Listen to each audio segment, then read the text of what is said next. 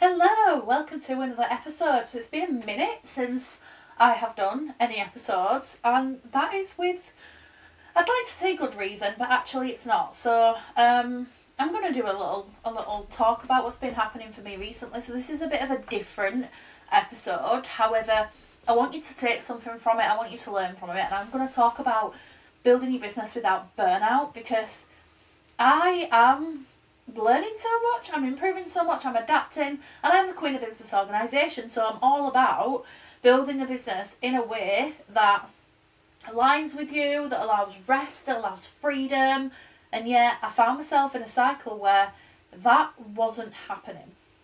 So I'm just going to backtrack a couple of months ago and I'm going to take you through what's happened recently for me, what I did to make changes, and what I've learned from that as well. Because I feel like it's really important to be authentic, to be in integrity, and to share it. I've been sharing it a little bit on social media, but I just wanted to do a full explanation and a story and actually provide an educational element for you. But this is where you're gonna get the full jam, the full story. So I want to give you something as well that you can take away and learn. So basically, backtracking a couple of months ago, well, even years ago actually, there's been a lot going on here, but I've had high blood pressure. But in the last few months, it's been seriously high, very concerning. And I'd say I've not done anything about it. I have. I've been working on my health for about 8 months now. Been going to the gym since October. I've been working on my eating habits, and it's felt like it's not really made that much difference to my weight. And I am strength training, so I'm building muscle, so that's understandable. To the impact on my blood pressure, although I was feeling a lot better, apart from I was just filled with so much cortisol, so much stress, and I had this kind of realisation that I'm running on stress, and while I'm running on stress, nothing's going to get better. And I was having these breakdown moments on a regular occasion, literally where I'd lose my shit, crying, literally screaming at my family because I just lost it. Because, in total honesty, I was just managing everything, what felt like on my own. So, don't get me wrong, my husband's amazing, he does a lot in the house. However, there comes a point when you've got to just let things go, or it will literally drive you insane. So, with like our family dynamic, we've got Dan who's got multiple disabilities, and that comes with like GP appointments quite a lot, sometimes physio, sometimes surgeries. So obviously around all of that is hospital appointments, consultations, prescriptions that needs to be picked up from the chemist on a regular basis, speaking to the pharmacy, like so many, I can't even tell you, like so many things, paperwork for his PIP, keeping that updated, and that is just for him. And then we have all of that for our middle child. Archie was being through autism assessment. So he's now diagnosed. He got diagnosed in February, finally. This is the second time that we have had to go through this process.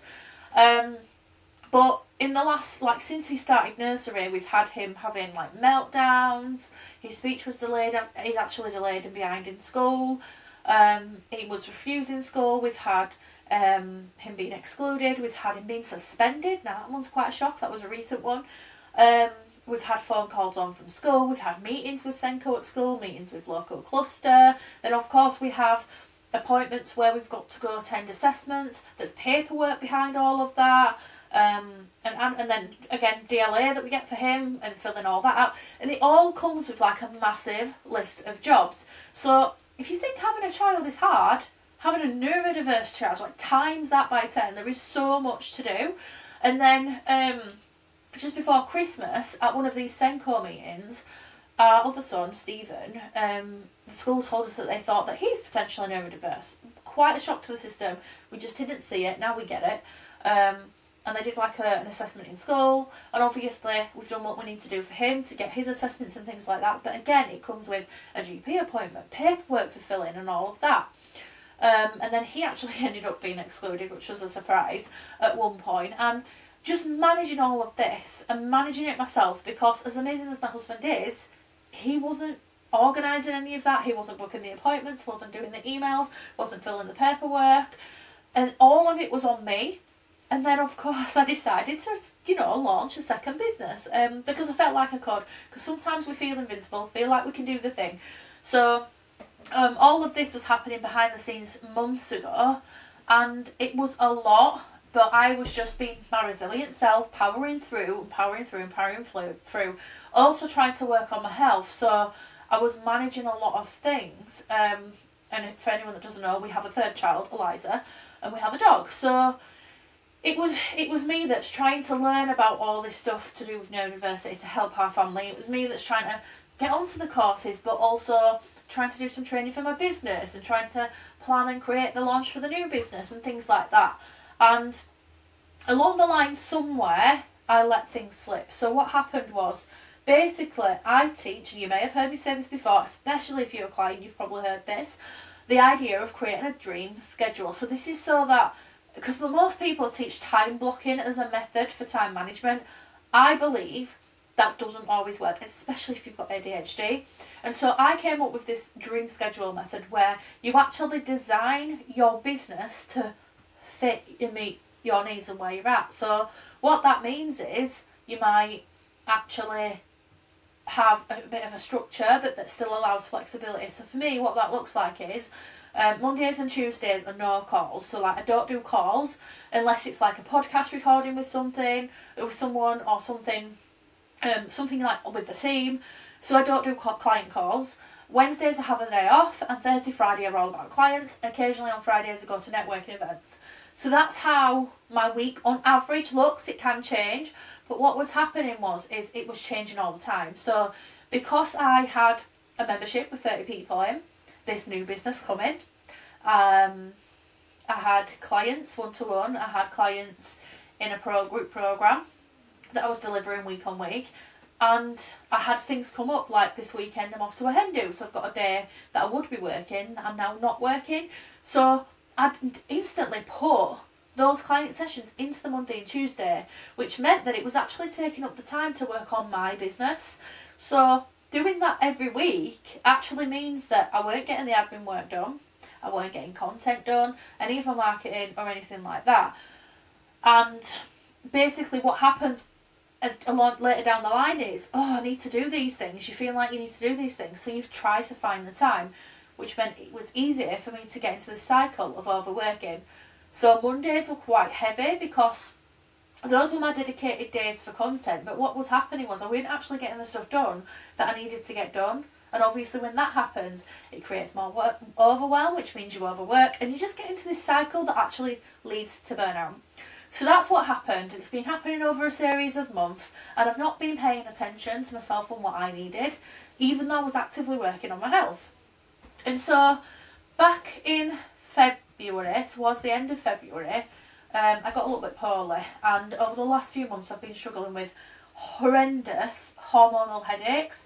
That I think the first time it happened was August last year, and it's been happening since. And it meant that basically most of the time I've had to cancel sessions and go lay down. Like I can't function when I'm getting those migraines. It was horrendous. Some of them were like a full body feeling where I was having hot and cold sweats, shaking, feeling sick, not able to eat. It was horrendous. And so that was having its impact on me. And because I was then having to drop everything because I felt so ill, it meant that again I was rearranging stuff in a way that actually didn't suit me because I was people pleasing all of the time. And then at the end of February, my daughter got chicken pox. None of my kids have had chicken pox up to this point, and she got them first. I was poorly, and then she got chicken pox. She was actually fine, but I realised that most people would stop while that happens. Like kids off school, I'll stop. And obviously I have my husband here, so it's not a big deal. I can actually keep working. But I kind of wore that as a badge of honour, that I could keep going and I would keep going. And that's the first sign I think I'm going to say to you, is if you're noticing that you're wearing being busy as a badge of honour and you're wearing that badge with pride, pay attention to yourself and what you really need. Just take a moment to sit back and think about that. So that was the first thing. And then I was leading down this path of burnout and so overwhelmed, so busy, and my coach was telling me I needed to just take a break and rest. have actually got 3 coaches, a leadership, a business and a health coach. That is a lot in itself, right? I am the woman that thinks that she can do everything, and that is a lot in itself. And all 3 of them were telling me to rest, to just take it easy. My husband was telling me and I weren't bloody listening. So anyway, fast forward 2 weeks later, both my boys and myself got chickenpox at the same time. So this meant that all of us were isolated to the house for a week, which is fine. But again, I just kept on going. I kept on going and didn't listen.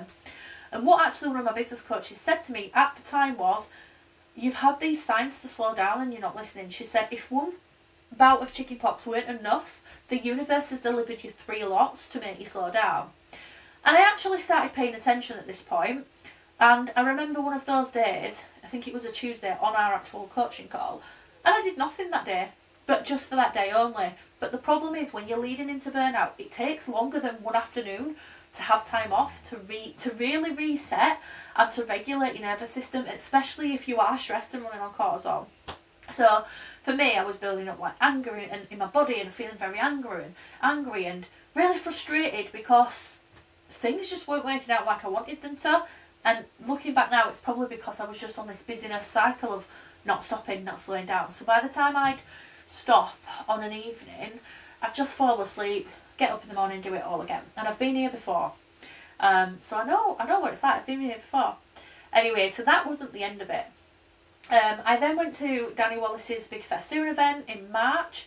It was amazing. So I'd recovered from chickenpox, still getting these signs to slow down, launched the second business, Social Success Circle, which went incredible, may I add. I'm not sure if I've talked about it on the podcast yet, but the launch of it, basically, my goal was to get 50 members into the membership, and I wanted to introduce some leaders. So we introduced 48 members, and we introduced 4 leaders, which is insane. It's incredible. So I was really, really pleased with that, and it just shows that being aligned and being passionate, being focused, because at that point when I was launching, I dropped everything and I just focused on that launch just to get through it. And I was like, once I've done this, I can rest. That's a problem in itself. We always go, once I've done this, we can rest. But I don't regret launching that, because I feel like if I had not rolled with it then, and the energy of it that I'd already built up, it wouldn't have been as successful. I always believe that March and spring actually was going to be the time to do that.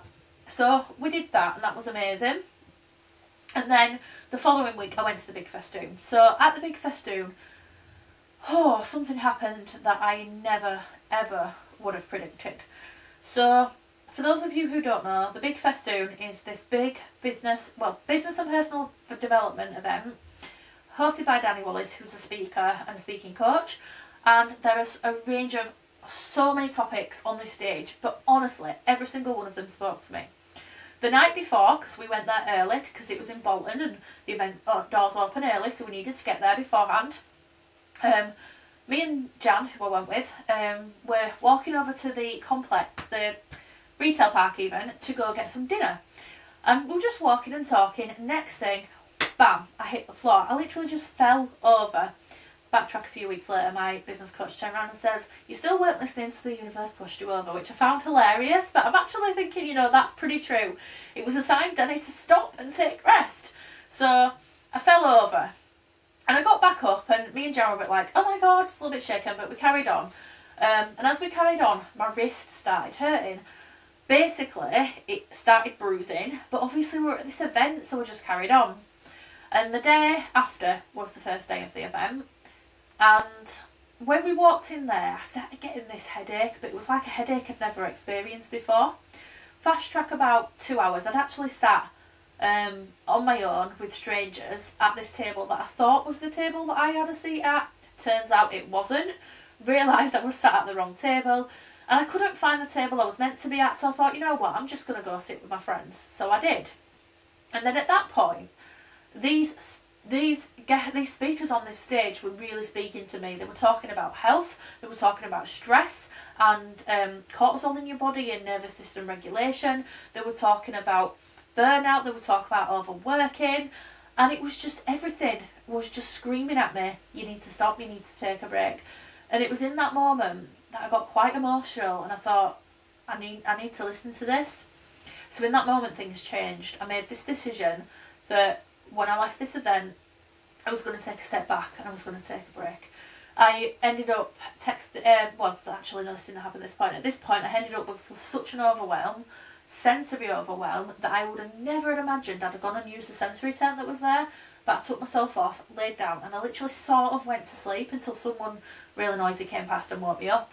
But I felt fine when I was in that tent. The moment I got out and went back into the main event, this heaviness, this headache came back again, and it was horrendous. The only time it stopped was when I left the venue at the end of the event. It was an amazing event, but after speaking to a couple of friends, it was definitely more than likely sensory overload, and it was horrendous. But when I'd had that conversation with people and I realised that actually that's what my son goes through every day. My middle child, who's diagnosed with autism, he has meltdowns a lot, and he refuses to go into school. And if you take that into your everyday life, that shocked me, and I was so emotional when I realised that. I started crying. So obviously I get up the next day, I go to the event, these speakers again, amazing stories, taking it all in. Felt a lot better the second day, but I started crying. I cried quite a few times. I was sat with one of my clients and we had an amazing conversation, started crying. My friend Brie came over and said something to me, and I was telling her and explaining what I went through yesterday, and I was started crying. And I just had these little moments where I just kept crying, because it started to sink in how my son was feeling and how much I needed to rest.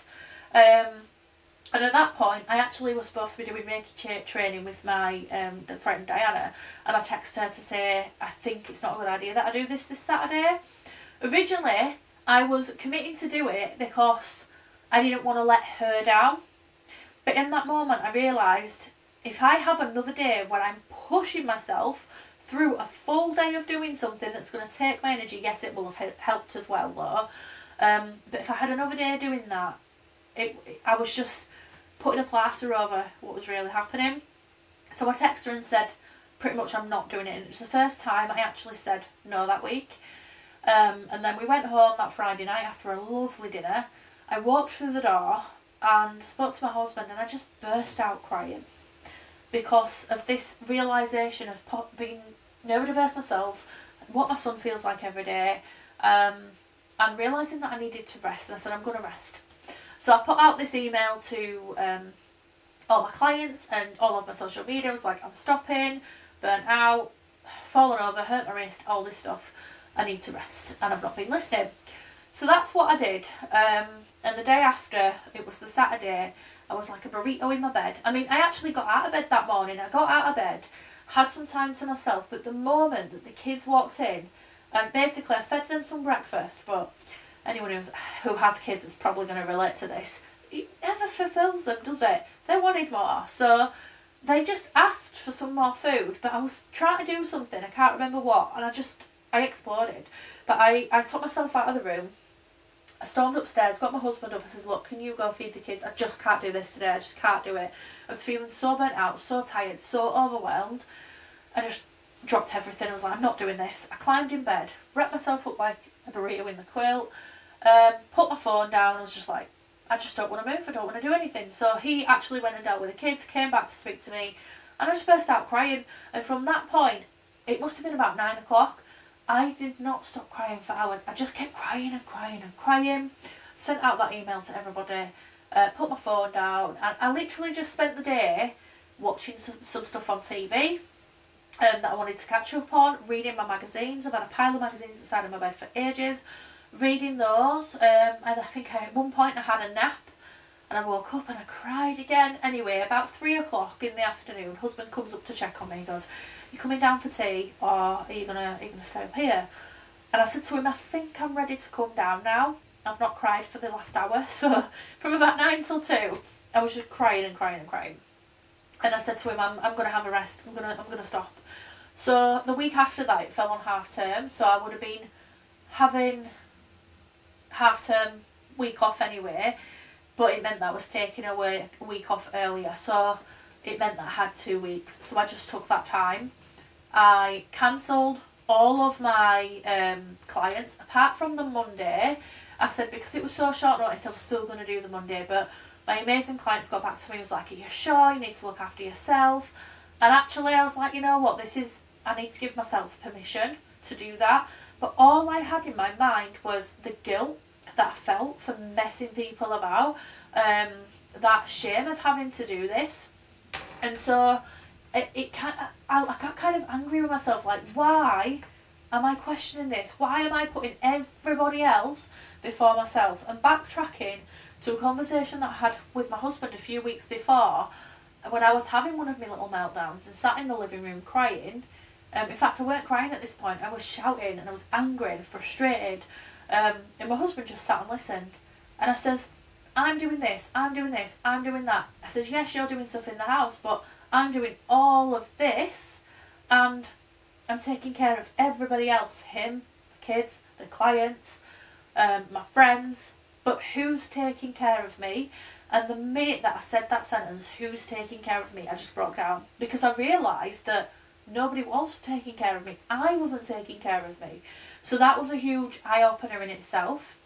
And so fast forward to this situation after the big festoon, I took that break. So I spent a week just reading books, magazines, watching loads of stuff on Netflix and TV, catching up on some TV.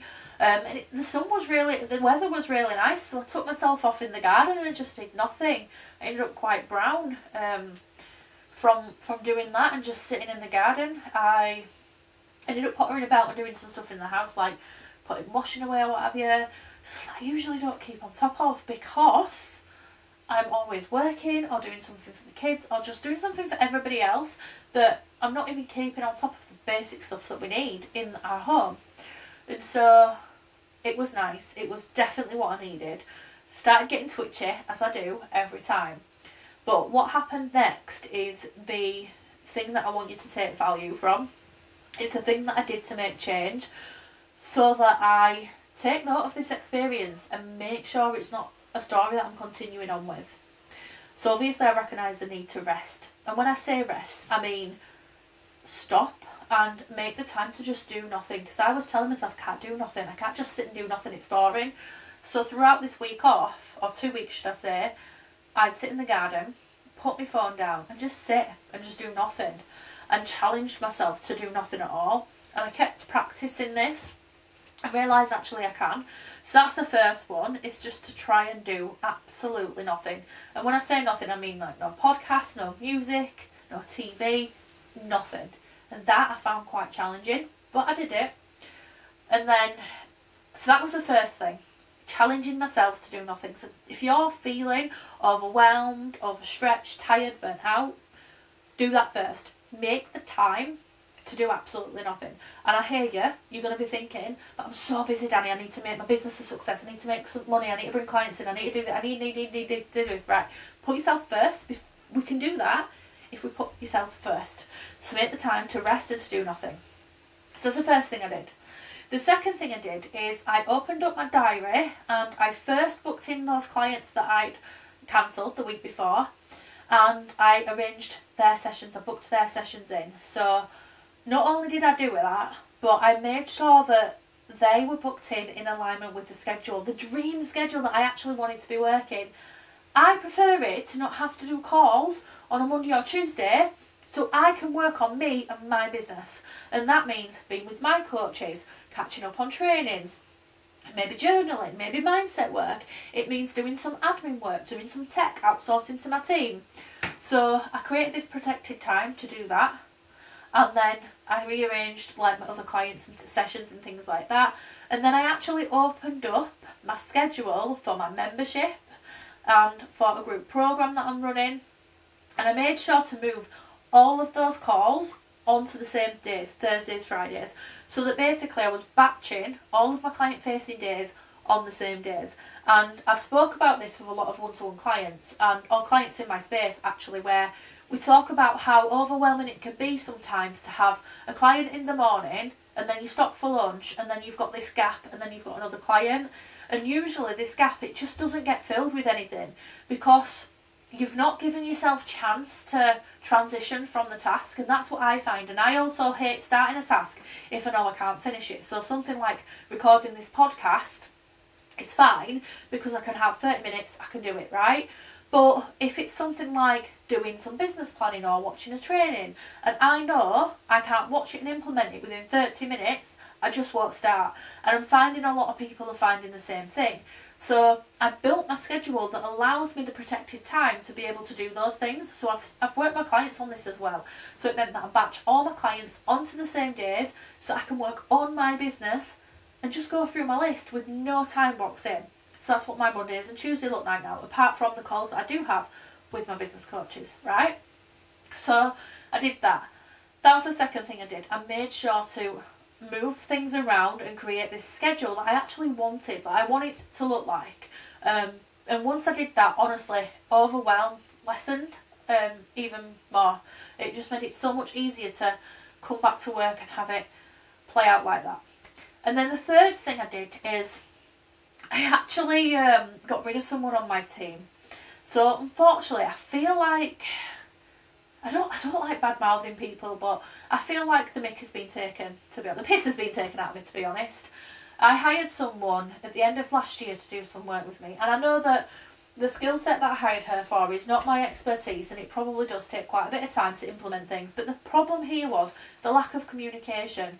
When a job was done, I weren't told about it. I weren't told exactly what were happening. I weren't told how many hours they were using. I were not given any updates. And we agreed back in January to have monthly check-ins, and it weren't really happening.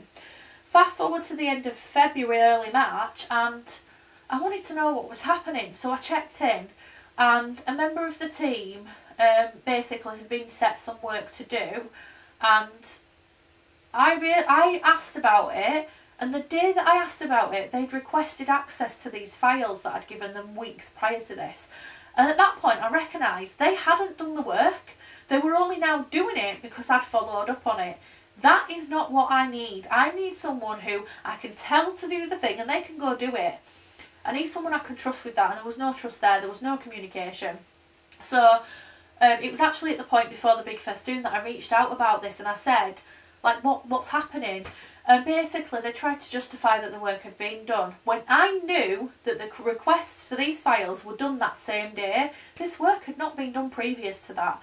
And I thought, you know what, I don't want to argue about this. I don't want to drag this out even longer. So what I actually did was I terminated, I was going to say the contract. There wasn't even a blooming contract, and that rings alarm bells as it is. And this shows that I was not at my top performing energy or whatever, because I always am strict about contracts. If someone does not provide me a contract, I would walk away, because it's really important to me that we do business properly. And so I can't believe I'd missed that.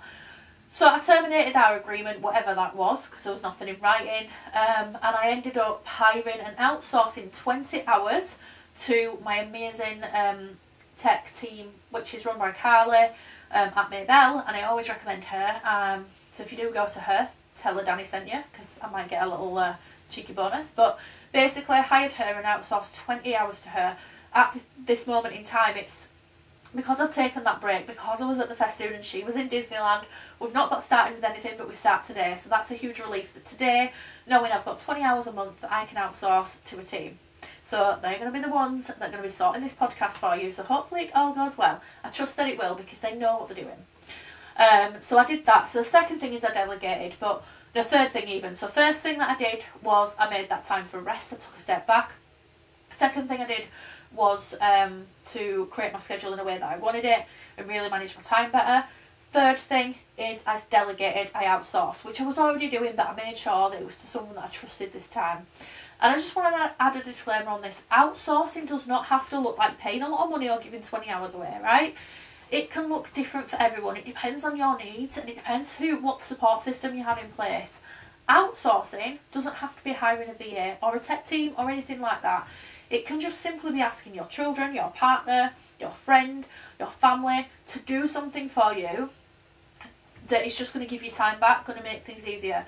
There's massive strength in asking for help. So I'd highly, highly recommend that. So that's the third thing that I did. And now I'm getting into the swing of work again. I'm loving it. But what I'm actually doing is continuing to practice these 3 things. So going back to the rest, I have been practicing last week, as I've been back in work a week now, the art of doing the work and just saying to myself, this is enough. Yes, things are not unchecked on my list, things are not done, things are not complete, but what I've done today is enough. Putting my phone down and going watching Coronation Street, or whatever it is that I want to do on an evening. In fact, because I'm still working on my health and I'm determined to get that blood pressure down, which, by the way, I'll talk about that in a minute in terms of health, is coming down. I'm working on that. Part of that needs to be to get rid of this cortisol in my body, to get rid of this stress. So I need to rest and not be in work mode or supporting other people all the time. And so I've been working on my sleep, for starters, and then I'm working a bit more on my nutrition now, and then I'm going to move into bringing movement back in and just certain areas of my health that I'm working on to help with that. So I'm continuing to practice this rest, is what I'm saying. So putting work down, accepting it's enough, and resting, taking a step back, doing nothing, watching Coronation Street, whatever rest looks like, being more creative as well. And I have taken on board this pleasure first teaching that I've got from my leadership coach. So she says she lives life pleasure first. So before she does the work stuff, she does something enjoyable first. So this will be whatever gives you pleasure. So for me, that's things like creativity, dancing, doing those stuff first, and then the work stuff. So mine on the morning looks like I do a bit of journaling, I write my gratitude, might listen to a podcast episode, might do a bit of reading. That's my version of pleasure first. I want to actually start being creative in the morning, like drawing, colouring, things like that. And then work. So that's what I've done. Second thing is, again, practicing this delegation. So I've started thinking about how we can change our family dynamic in terms of delegation. So conversations with my husband and the kids, definitely, because the kids are old enough now that they can actually help me and my husband. So this is what we're going to work on together. And so that's something I'm doing. But also, I have made a plan for the second business, Social Success Circle, to be able to outsource there as well. So I'm looking at taking on an OBM and creating a team within that business as it grows, so that I can start outsourcing as soon as humanly possible. So that's what I'm doing there. So it's just thinking and being mindful of these 3 things. And obviously the schedule as well. So making sure that I'm practicing this and keeping in mind that when I book calls in, I'm creating this space in my schedule to work on my business. I also have got a day coming up in next month, which is May, where I have a full day blocked out, and I've just put rest. Like, no one can book anything in, and on that day, if I feel like I want to go to the gym, go swimming, I'll go do that. If I feel like I want to work, I'll do that, but it won't be calls, it'll be like behind the scenes admin work and stuff. If I feel like I want to do nothing and watch TV all day with my husband, I'll go do that. So I've created this day for just resting, and so it's really important. And so I urge you listening to this to think about where you're at right now, because I think a lot of people are feeling this. I'm not the only one. That we are busy in ourselves, we are overwhelming ourselves, and we need to make change. Nothing changes if nothing changes. So I want you to think about the changes that you can make after listening to this episode, and start building your business without burnout. The only way we do that is by actually taking the time to rest, asking for help, having a support system in place, and obviously working on your time management as well, and looking at actually what it needs to look like, how much you should be doing, and accepting that it's enough as well. And I think what I want to add to that, though, is that sometimes the work, you might be busy doing, but the work you're doing is actually not the work that's moving the needle forward. So I want you to audit and assess that as well.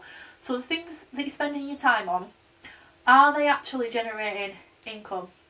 Are they actually worth your time? Because if not, it's not always about changing the task at hand. It might be that you just might need to do something different with it.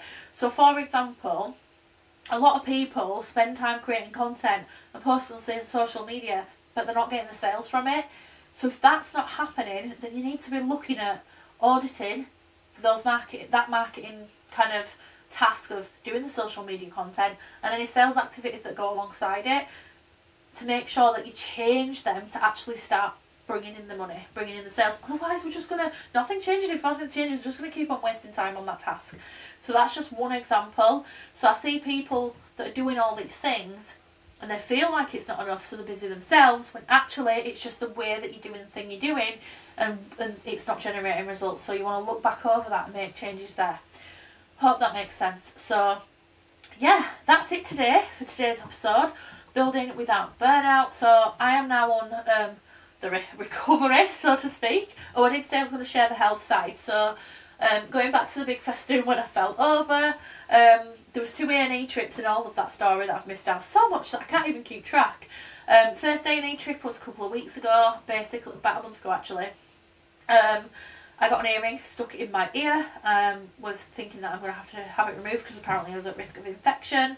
Sent me home having not removed it. I actually got it out myself that night, so I didn't have to go back to the hospital, which was great.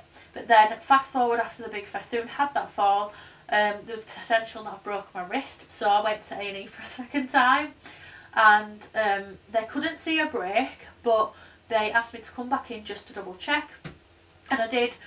Basically I've sprained it, so I've pulled the ligaments in 2 directions in my wrist, and it can take time to heal from that, and it's still giving me a bit of pain actually, so I've been given some exercises to do, and it's fine. It just is what it is. It's going to be painful for a bit, can't weight lift at the gym, going to have to take my time with that, build up strength, that's fine. So that's what happened. But while I was at the A&E, my blood pressure was so high that basically I didn't think they were going to let me go home. It's the first time to A&E. She said, oh yeah, you definitely need to see the doctor about that because you need medication. She was like straight to the point about that. And she said they will deal with it when you see the next nurse. They sent me to a different A&E, but at this A&E they didn't actually check my blood pressure, so I got away with it and got home. But the second time, so basically when I got home after that, I booked an appointment with the nurse at the doctor's to do a hypertension check, which means you get your blood pressure checked, they do a blood test, and then sometimes check your urine as well. So they did all that, and again it was extremely high and at risk. So this nurse tried to get me with the doctor that day. She didn't want to send me home without speaking to a doctor so that I could get a prescription of medication. Unfortunately no one was available, so she booked me in for the next day and told me that if I got these kind of signs, go to the hospital straight away. And so the day after that I got medication. It looks like the medication is working, so that's great. But I had to go back for another check last week, and I think I've got some results. I've got to track that at home and then just go from there. But that's all happening. So not only were I, stressed, tired, burnt out, juggling all these things, not prioritising myself, my health was really being impacted because of the stress. Blood pressure sky high, putting myself at risk of stroke or heart attack, which is really, really serious. And when I knew that, that became scary in itself. So definitely take notes, put yourself first, look after yourself, because nobody wants to be in that position where you're literally at risk of being hospitalised. So yeah, that's what happened as well, because I missed that part of the story. So being real, being honest, being raw. And you know what? A lot of this threw up a lot of imposter syndrome, because part of me felt like, how could I be the queen of business organisation, teaching people how to optimise the time there and be organised, when in that moment in time I felt like I weren't, still were to be honest, organised, but I weren't using my time effectively. I felt like a bit like a fraud, like how would anyone trust in me? But the reality is I'm just human, and also anyone in an industry usually needs help with the thing that they do. So I've got a friend who's a content creator. She creates content for other people, but she needed help with her own content and she outsourced that. It's how it is. Sometimes we need our own advice thrown back at us, and I sometimes definitely do, because I'm human. So if you're also feeling like an imposter, feeling that fraud feeling because of something like this, just remember you are only human and everything you do is enough. So I'm going to leave you with that as the final note, because this has been a longer than usual episode, because once I get going I don't stop talking. There was no plan with this one either, just wanted to do like a behind the scenes update. But I have got some incredible podcast episodes coming up, so please do rate, review, subscribe, all of that jazz. I can't remember what I need to tell you to do, but definitely do those things and subscribe, and watch out for the next few episodes, because over this year we've got some amazing topics that I'm going to be talking about, some surprising stuff that you don't know about me and my life, and we've got some guests coming on as well very soon, so watch this space. See you in the next episode.